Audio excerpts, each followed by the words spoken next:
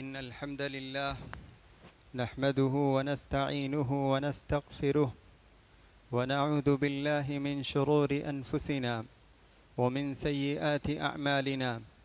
من يهده الله فلا مضل له ومن يضلله فلا هادي له.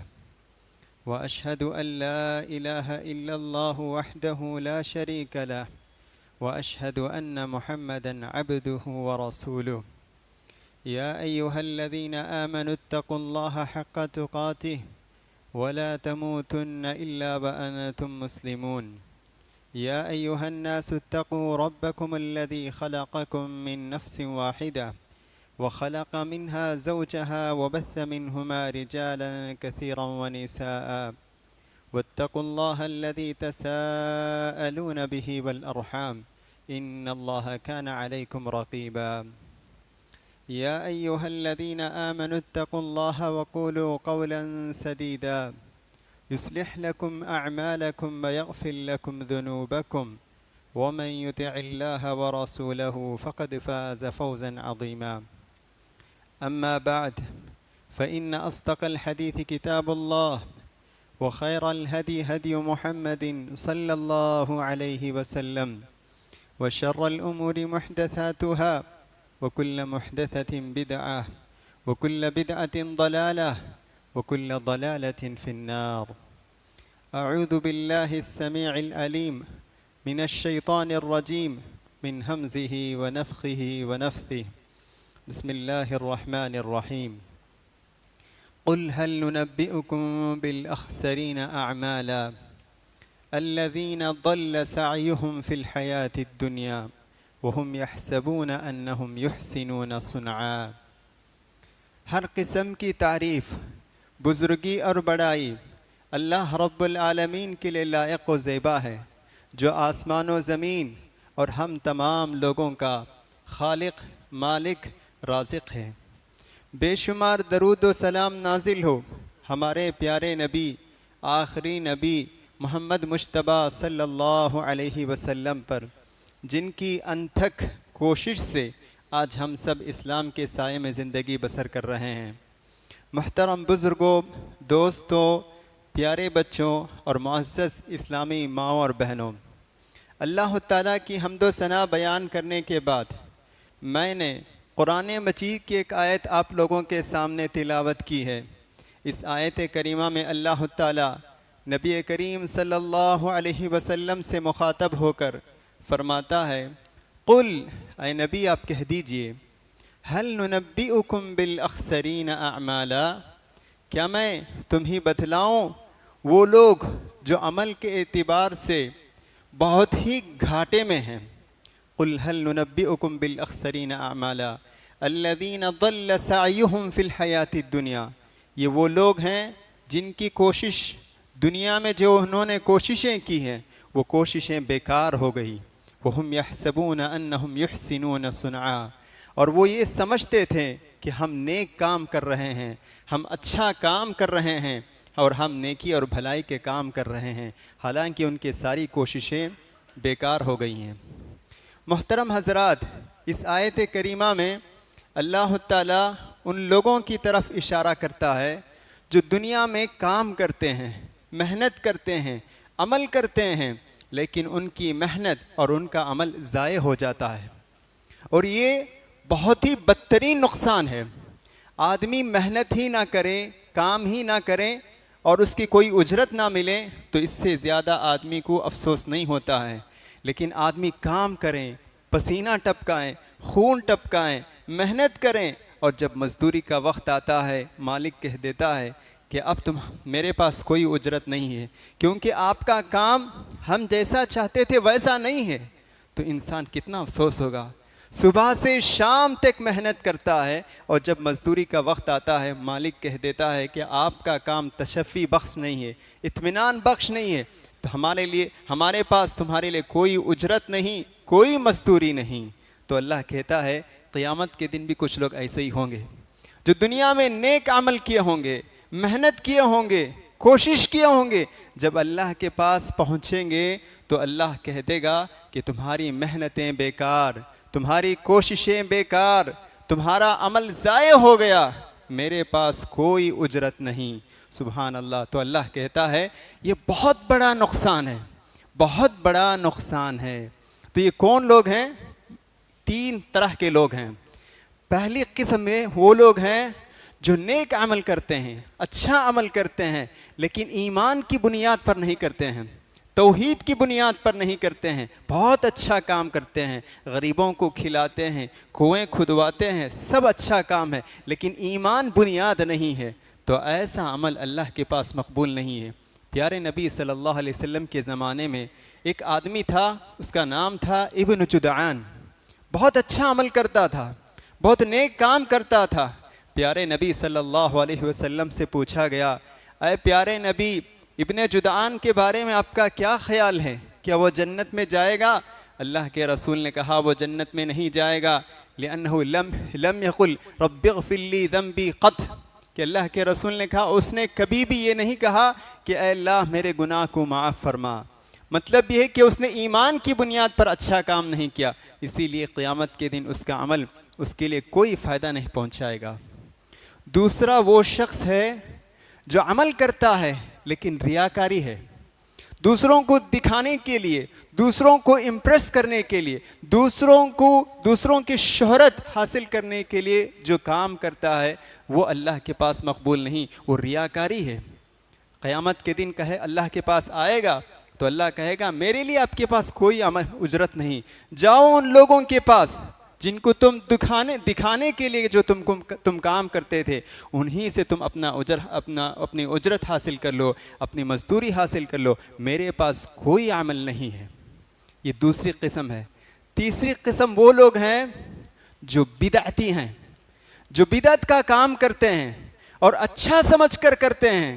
ایسے لوگ بھی جب قیامت کے دن آئیں گے، حالانکہ ان کو گمان یہ ہوگا کہ وہ اچھا کام کر رہے ہیں، دنیا میں انہوں نے نیک عمل کیا ہے، دنیا میں انہوں نے ذکر و اذکار کا کام کیا ہے، دنیا میں انہوں نے خیر و بھلائی کا کام کیا ہے، لیکن جب قیامت کے دن اللہ کے پاس پہنچیں گے تو یہ بدعت کی وجہ سے اللہ تعالیٰ ان کے عمل کو قبول نہیں کرے گا، ان کے عمل کو اللہ تعالیٰ رد کر دے گا۔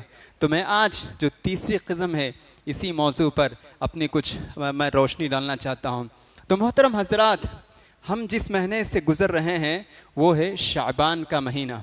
اگرچہ کہ شعبان کا آدھا مہینہ گزر چکا ہے، لیکن پھر بھی میں نے ضرورت محسوس کی، بستی میں رہتے ہوئے، شہر میں رہتے ہوئے، ادھر ادھر پر نظر ڈالتے ہوئے مجھے ابھی بھی یہ احساس ہوا کہ اگرچہ کہ شعبان کا مہینہ آدھا مہینہ گزر چکا ہے، پھر بھی ہمارے بہن اور بھائیوں کو شعبان کے تعلق سے کچھ ضروری باتیں ان کو بتانا اور ان کو یاد دلانا، یہ میں نے ضروری سمجھا۔ شعبان کا مہینہ ہے اور بالکل اس مہینے کے بعد ایک بہت ہی بابرکت اور محترم مہینہ آنے والا ہے جسے ہم رمضان کا مہینہ کہتے ہیں۔ شعبان کا مہینہ یہ بھی ایک عظیم مہینہ ہے۔ اللہ کے رسول صلی اللہ علیہ وسلم شعبان کے مہینے میں زیادہ سے زیادہ روزوں کا اہتمام کرتے تھے۔ جتنے زیادہ روزہ رسول اللہ صلی اللہ علیہ وسلم شعبان کے مہینے میں جتنے روزے رکھا کرتے تھے، اتنے روزے آپ کسی دوسرے مہینے میں نہیں رکھا کرتے تھے۔ زیادہ روزے رکھا کرتے تھے، لیکن پورا مہینہ نہیں، لیکن اکثر شعبان کے دنوں میں آپ روزہ رکھتے تھے۔ اور ایک حدیث میں اللہ کے رسول سے پوچھا گیا، اے پیارے نبی، آپ اس مہینے میں جو روزے کا اہتمام کرتے ہیں اس کی وجہ کیا، اس کا سبب کیا ہے؟ تو اللہ کے رسول صلی اللہ علیہ وسلم نے کہا، یہی وہ مبارک مہینہ ہے جس میں اللہ کے پاس ہمارے اعمال پیش کیے جاتے ہیں، اور میں یہ چاہتا ہوں کہ میرا عمل اللہ کے پاس پیش ہو اس حال میں کہ میں روزے کی حالت میں ہوں، میں روزے کی حالت میں ہوں، اس حالت میں میرا عمل اللہ کے پاس پیش کیا جائیں، تو اسی لیے میں اس مہینے میں روزے کا زیادہ اہتمام کرتا ہوں۔ تو ان دونوں حدیثوں سے یہ بات معلوم ہوتی ہے کہ شعبان میں زیادہ سے زیادہ روزوں کا اہتمام کرنا چاہیے، اور خصوصاً جو شخص نصف شعبان 15 شعبان اگر گزر جائیں، شعبان کا آدھا مہینہ گزر جائیں، تو پھر آدھا مہینے کے بعد روزے کا آغاز بھی نہیں کرنا چاہیے۔ شروع سے جو رکھتے ہوئے آ رہے ہیں وہ روزہ رکھ سکتے ہیں، لیکن اگر شعبان کا آدھا مہینہ گزر جائیں تو وہاں روزے کا آغاز نہیں کرنا چاہیے۔ صرف وہ شخص روزے رکھ سکتا ہے جو پہلے ہی سے پیر اور جمعرات کو روزہ رکھا کرتا تھا، ایسا شخص نصف شعبان، آدھا شعبان گزرنے کے بعد بھی روزہ رکھ سکتا ہے۔ اور اسی طرح عائشہ صدیقہ رضی اللہ عنہا کہتی ہیں کہ ہمارے جو روزے رمضان میں چھوٹ جاتے تھے حیض کی وجہ سے، ان روزوں کی قضا ہم اسی شعبان کے مہینے میں کرتے تھے، کیونکہ مصروفیت کی وجہ سے دوسرے مہینے میں روزے کی قضا ہمارے لیے بہت مشکل تھا، تو ہم اسی شعبان کے مہینے میں ہم روزے کی قضا کرتے تھے۔ تو ان تمام حدیثوں سے یہ بات معلوم ہوتی ہے، شعبان کا مہینہ مسنون عمل یہ ہے کہ ہم زیادہ سے زیادہ روزوں کا اہتمام کریں۔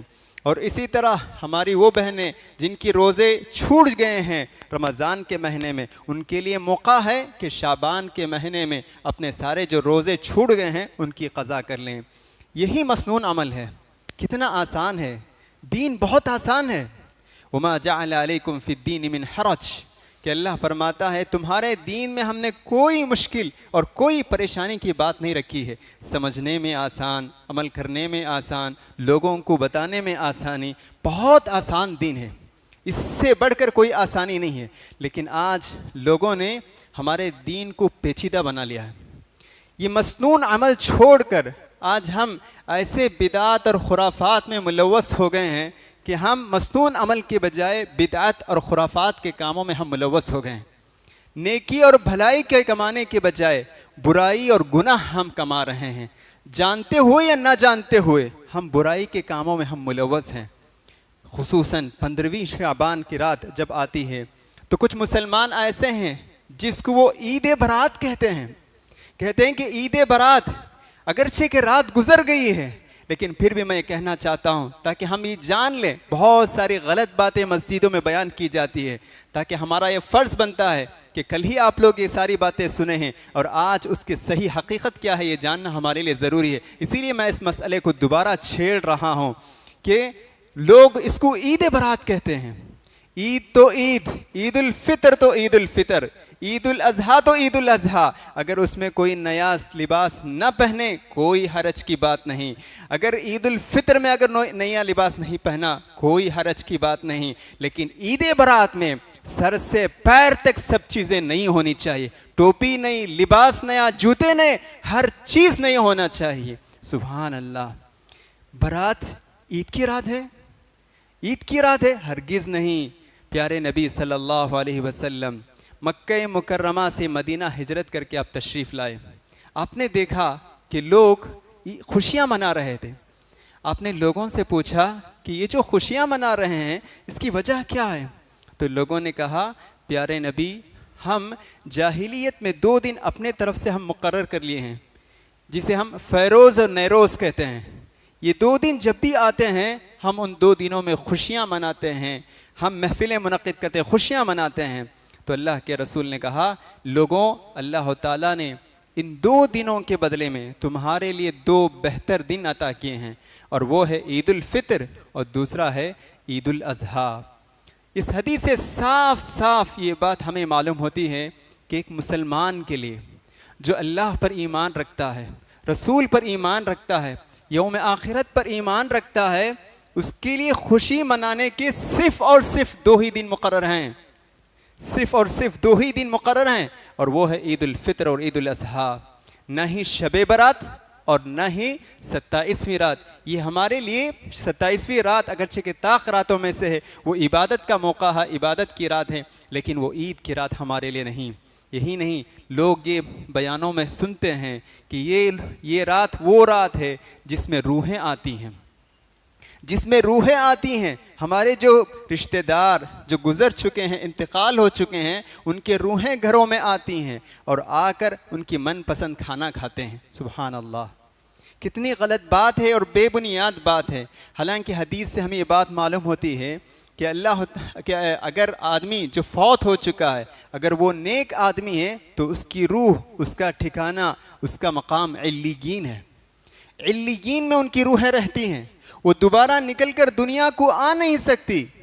اور اسی طرح اگر وہ برے آدمی ہیں جو انتقال ہو چکے ہیں، اگر ان کی روحیں بری روحیں، برے لوگ ہیں، تو ان کی روحیں سجیل میں رہتی ہیں، سجیل ان کا ٹھکانہ ہے، ان کا مقام ہے، وہاں سے یہ دنیا میں آنا محال ہے، ناممکن ہے، وہ آ ہی نہیں سکتی ہیں، لیکن ہم یہ سمجھتے ہیں کہ یہ سب چیزیں روحیں آتی ہیں، اسی لیے شب برات کو مردوں کی عید بھی کہتے ہیں۔ تو نعوذ باللہ یہ سب بدعات ہیں اور خرافات ہیں، ان طرح کی کوئی بات قرآن اور حدیث میں یہ نہیں ہے۔ اسی طرح اس رات میں خاص قسم کے پروگرام منعقد کرنا، رات بھر بیانیں سننا، نعت پڑھنا، قرآن خوانی، یہ سب ساری چیزیں اس کا کوئی ثبوت قرآن اور حدیث سے نہیں ہے۔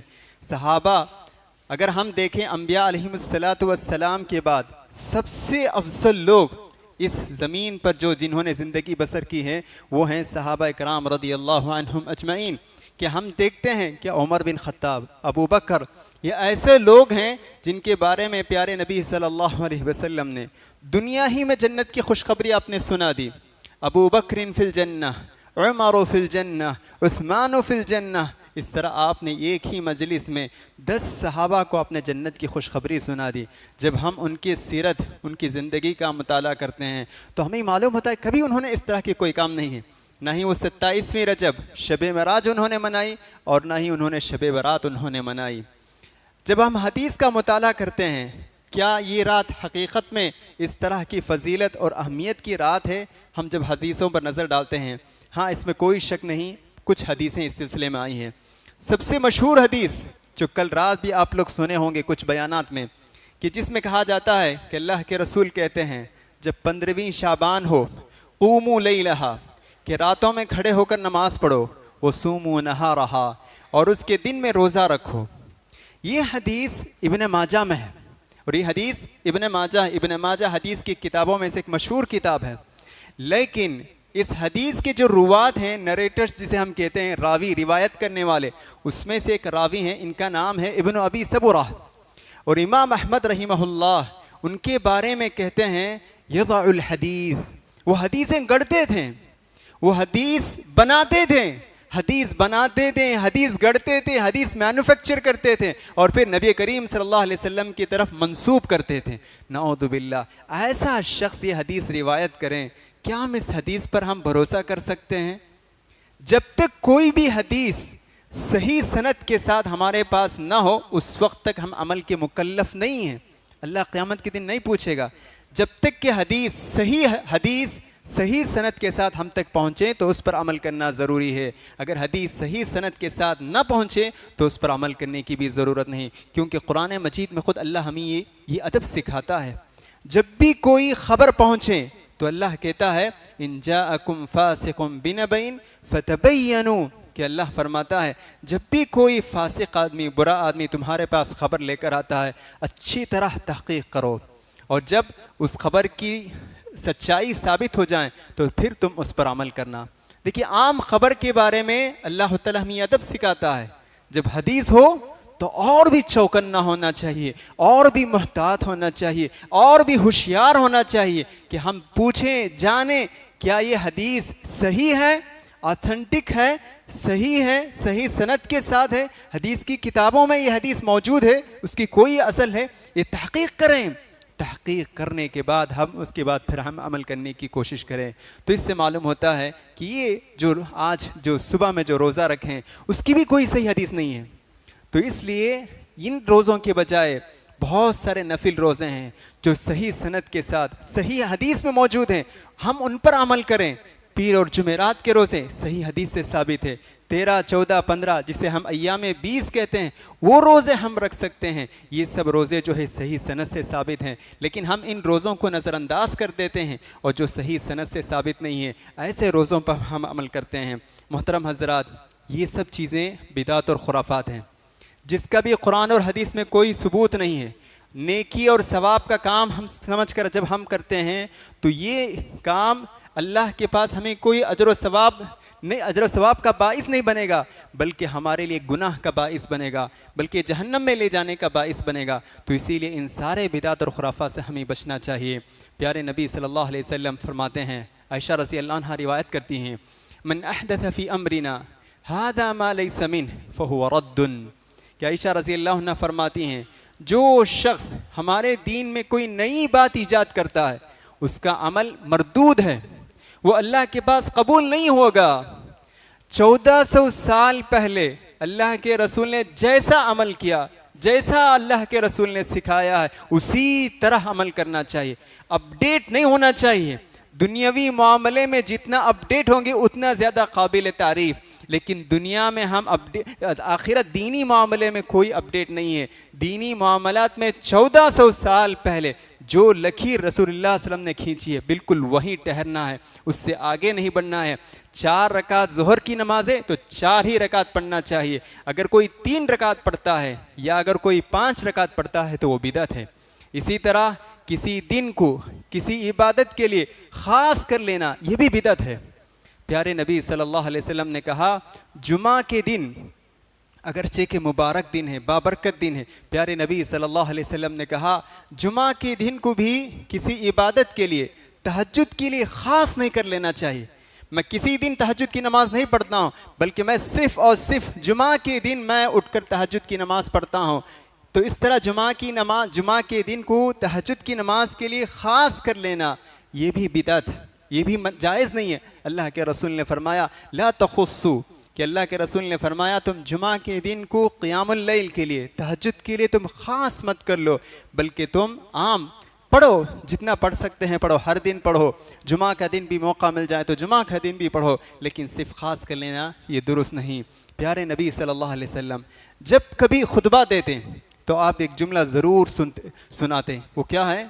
کل بدعۃ ضلالہ وکل ضلالۃ فی النار، کہ اللہ کے رسول ہر جمعہ میں، ہر خطبے میں لوگوں کو یاد دلاتے تھے کہ لوگوں دیکھو ہر نئی چیز بدعت ہے اور ہر بدعت گمراہی ہے اور ہر گمراہی جہنم کی طرف لے جانے والی ہے۔ تو اس لیے ہمیں چاہیے کہ بچنا چاہیے۔ ایک مرتبہ پیارے نبی صلی اللہ علیہ وسلم خطبہ دیے صحابہ کے سامنے، ایسا خطبہ دیے کہ صحابہ ذرفت منہ العیون ووجلت منہ القلوب، کہ حدیث میں آتا ہے کہ صحابہ کے آنکھوں سے آنسو جاری ہو گئے اور صحابہ کے دل لرزنے لگے، کانپنے لگے۔ صحابہ میں سے ایک صحابی نے کہا پیارے نبی اس نصیحت سے میں ایسا اندازہ ہوتا ہے کہ آپ ہمیں اس نصیحت کے بعد دنیا سے رخصت ہونے والے ہیں، ہمیں کس بات کی آپ نصیحت کرتے ہیں؟ تو اللہ کے رسول نے کچھ باتوں کی نصیحت کی۔ آپ نے کہا کہ جو شخص میرے بعد زندگی گزارے گا تو بہت سارے اختلاف دیکھے گا، تو ایسے وقت میں انہیں نصیحت کرتا ہوں کہ وہ میری سنت کو لازم پکڑیں، میرے خلفائے راشدین کی سنت کو لازم پکڑیں۔ اور پھر آپ نے کہا ایاکم ومحدثات الامور، لوگوں بدعت کی چیزوں سے بچو، دین میں نئی باتوں سے بچو، یہ آپ نے کہا۔ سبحان اللہ۔ تو ان تمام حدیثوں سے ہمیں یہ بات معلوم ہوتی ہے کہ بدعت سے بچنا بہت ضروری ہے۔ بدعت کے بہت نقصان ہیں، بہت نقصان ہے بدعت سے۔ سب سے پہلا نقصان اور بڑا نقصان یہ ہے کہ ایک زانی، زنا کرنے والا توبہ کر سکتا ہے، ہم امید کر سکتے ہیں ایک نہ ایک دن اللہ تعالیٰ اسے توفیق دے گا اور وہ زنا کاری، بدکاری سے توبہ کر سکتا ہے۔ شرابی، ایک نہ ایک دن ہم اس سے توقع رکھ سکتے ہیں، امید کر سکتے ہیں کہ ایک نہ ایک دن زندگی میں ضرور اللہ سے توبہ کرے گا۔ کیوں؟ وہ جانتا ہے زنا کاری، بدکاری حرام ہے، وہ جانتا ہے شراب نوشی حرام ہے، تو وہ انشاءاللہ توبہ کی ہم امید کر سکتے ہیں۔ لیکن بدعتی جو بدعت کا کام کرتا ہے اس سے توبہ کی امید بہت کم ہے، توبہ کی امید بہت کم۔ کیوں؟ اس لیے کہ وہ یہ سمجھتا ہے کہ وہ جو کام کرتا ہے اس کو اچھا کام سمجھتا ہے، نیک کام سمجھتا ہے، تو وہ توبہ کرنا، اس سے توبہ کی امید بہت کم ہے۔ توبہ کر سکتا ہے لیکن امید بہت کم ہے۔ اور دوسرا بہت بڑا نقصان یہ ہے کہ جیسے ہی بدعت آتی ہے سنت ختم ہو جاتی ہے، جیسے ہی بدعت آتی ہے سنت ختم ہو جاتی ہے۔ دیکھیے مثال کے طور پر نماز کے بعد اجتماعی دعا کا نظام بہت سارے مساجد میں ہے، حالانکہ جب صحیح حدیثوں کا جب ہم مطالعہ کرتے ہیں، نہ ہی کسی صحیح حدیث میں اور نہ ہی کسی ضعیف حدیث میں یہ ہمیں ثبوت ملتا ہے کہ پیارے نبی صلی اللہ علیہ وسلم نے فرض نماز کے بعد آپ نے اجتماعی دعا کی ہو، اس کا کوئی ثبوت نہیں۔ لیکن آج بہت سارے مساجد میں نظام رائج ہے۔ کیا ہوا؟ یہ اجتماعی دعا آنے کی وجہ سے سنت ختم ہو گئی۔ کیا سنت؟ اللہ کے رسول صلی اللہ علیہ وسلم جب نماز سے فارغ ہوتے تو استغفر اللہ کہتے، اللہ اکبر کہتے، اور پھر اللہم اعنی علی ذکرک و شکرک و حسن عبادتک کہتے، اور پھر سبحان اللہ الحمدللہ اللہ اکبر 33 مرتبہ کہتے تھے. یہ ساری سنت ختم ہو گئی اجتماعی دعا آنے کے بعد. تو اس لیے اس سے بچنا چاہیے. اور آخری نقصان یہ ہے کہ حوض کوثر کا پیارے نبی صلی اللہ علیہ وسلم قیامت کے دن حوض کوثر کا پانی پلائیں گے. پیارے نبی صلی اللہ علیہ وسلم حوض کوثر کا پانی پلائیں گے اور یہ بہت ہی بابرکت پانی ہے. قیامت کے دن کچھ لوگ آئیں گے, پانی پینے کے لیے آئیں گے, ان کو دھکا دے کر ان کو دور کر دیا جائے گا. پیارے نبی صلی اللہ علیہ وسلم پوچھیں گے وہ تو میرے امتی ہیں, انہیں کیوں تم دور ڈھکیل رہے ہو, انہیں کیوں ڈھکیلا جا رہا ہے؟ تو ان سے کہا جائے گا کہ اے نبی آپ کو نہیں معلوم, آپ کی وفات کے بعد انہوں نے دین میں نئی باتیں انہوں نے ایجاد کر دی. فلاں نماز, فلاں عبادت, فلاں روزہ, دین میں اس کا کوئی ثبوت نہیں. انہوں نے یہ ساری عبادتیں بدعت انہوں نے ایجاد کر دی ہیں. تو اللہ کے رسول کہیں گے سحقن سحقن لمن غیر دینی بعدی, کہ دوری ہو اس آدمی کے لیے جس نے میرے انتقال کے بعد دین میں نئی باتیں اس نے ایجاد کر دی ہیں. تو بہرحال بدعت بہت ہی خطرناک چیز ہے. تو ہم سارے لوگوں کو چاہیے کہ ہم بدعت سے بچنے کی بھرپور کوشش کرنی چاہیے. آخری بات کہہ کر اپنی بات کو ختم کرتا ہوں. دیکھیے بدعت سے بچنے کے لیے سب سے آسان طریقہ یہ ہے کہ جب بھی کوئی عمل آپ کرنا چاہتے ہیں تو سب سے پہلے دلیل معلوم کیجیے. دلیل معلوم کرنے کا مزاج اپنے اندر پیدا کیجیے کہ جب تک مجھے کوئی قرآن سے صحیح حدیث سے دلیل نہ معلوم ہو تو میں اس وقت تک میں عمل نہیں کروں گا. یہ مزاج, یہ کیریکٹر ہمیں پیدا کرنا چاہیے. دلیل معلوم کریں اور پھر اس کے بعد ہم عمل کریں تو انشاءاللہ ہم بدعات سے, خرافات سے بچ سکتے ہیں. اللہ تعالیٰ سے دعا ہے کہ اللہ تعالیٰ کہنے والے کو بھی سننے والے کو بھی عمل کی توفیق عطا فرمائیں اور ہم تمام لوگوں کو سنت پر عمل کرنے کی توفیق عطا فرمائیں اور ہر قسم کی بدعات اور خرافات سے بچنے کی اللہ تعالیٰ ہم سب کو توفیق دے. آمین. اقول قولی هذا استغفر الله لي ولكم ولسائر المسلمين واستغفروه فإنه الغفور الرحيم.